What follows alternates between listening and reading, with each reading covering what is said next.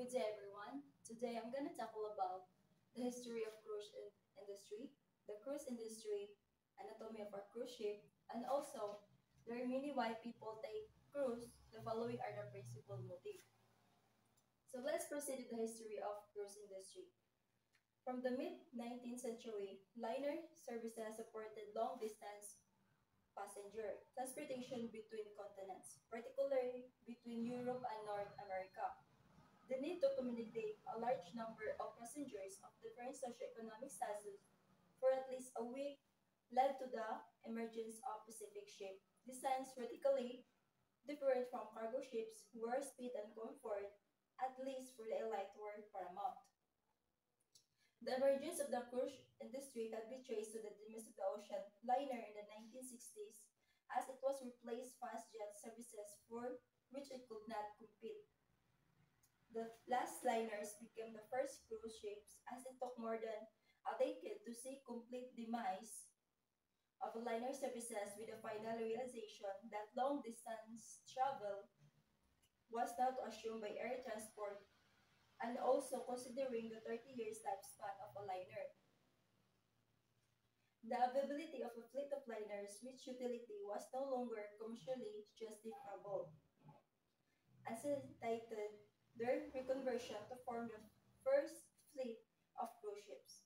So the modern cruise industry began in the late 1960s and early 1970s with the founding of Norwegian Cruise Line in 1966, the Royal Caribbean International in 1968, and Carnival Cruise Lines in 1972, which have remained the largest cruise ships. So these are the largest cruise ship, mga dako nga cruise ship. The early goal of the cruise industry was to develop a mass market, increasing since cruising was until the non-activity for the elite.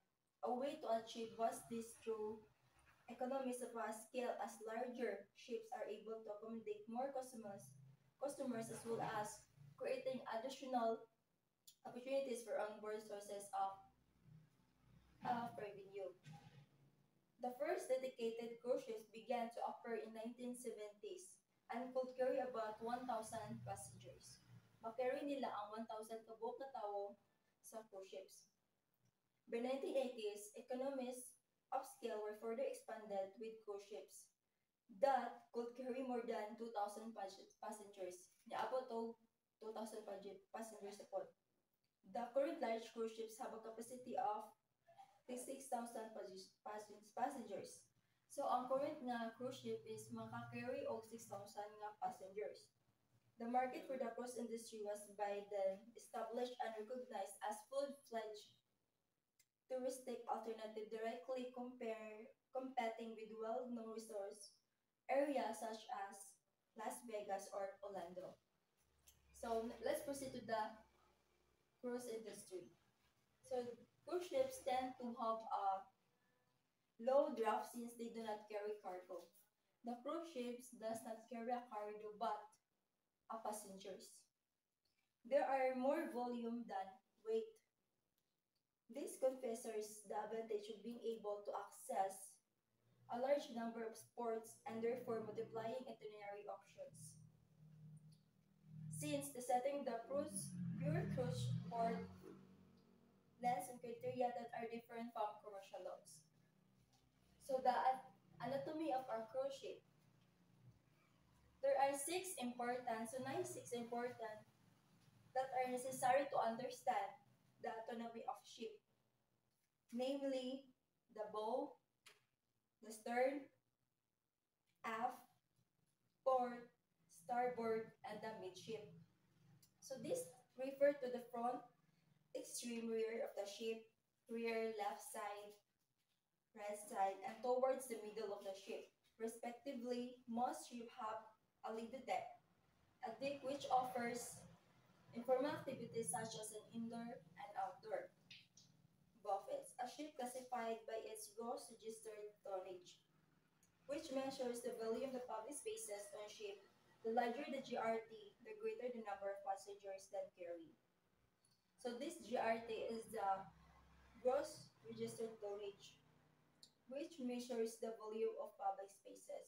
Since what we have discussed kanina sa cruise industry, ang cruise ship is they are more in volume car cargo since they carry passengers.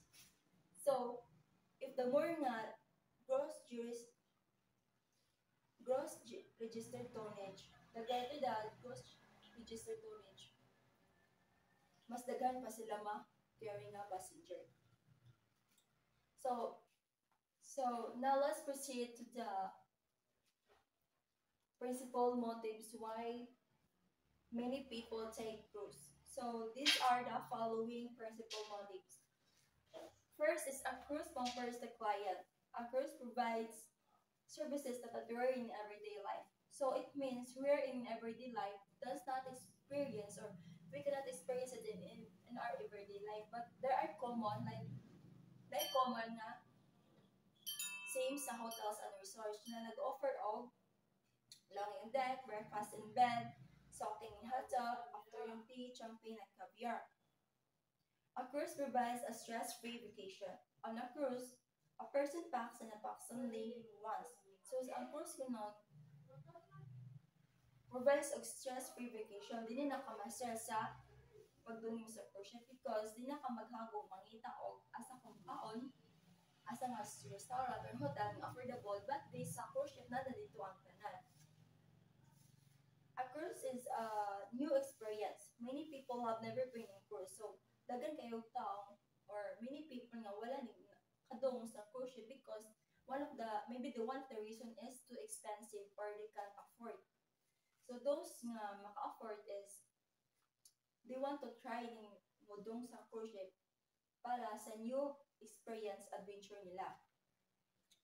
A cruise is a learning experience. So, this cruise ship once nga mudong ka sa cruise ship is makagain po ka og knowledge and also napod kay ma-learn because they have a expert lecture na mo share og knowledge and also masabton ka about sa history and culture na inyong i-visit na lugar.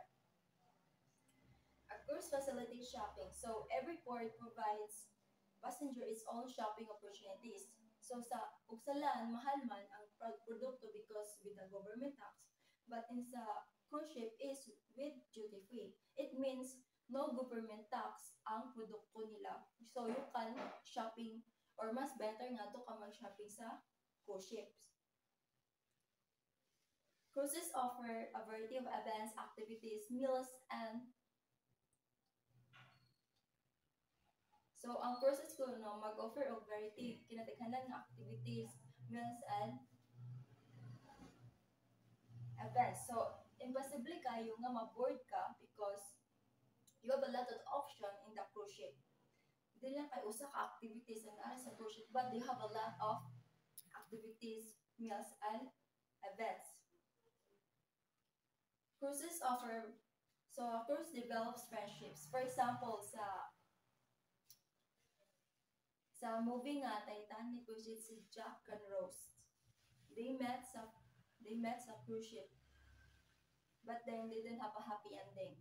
Their relationship turned into lovers, but they don't have a happy ending. So sa cruise ship, umudong ka sa cruise ship or mo vacation ka sa cruise ship, you can meet new people and it may be last after cruise. Because sa cruise ship is daghan jud mga strangers na mo makita or makailaw. And maybe you can also have new friends. A cruise is a romantic experience. Many plays, movies, songs, and books use cruises to setting for romance. So this cruise ship is also good for couples. Like they want to have a romance setting, like sa pagkakita na ko sa movie sa Titanic is na ay nag-violin, which is so romantic. So kaning cruise is maka-experience siya romantic, especially for the couples or married couples. A cruise is a great way to celebrate a special event. So nindot kayo ko no mag-celebrate sa cruise ship. Tungod kay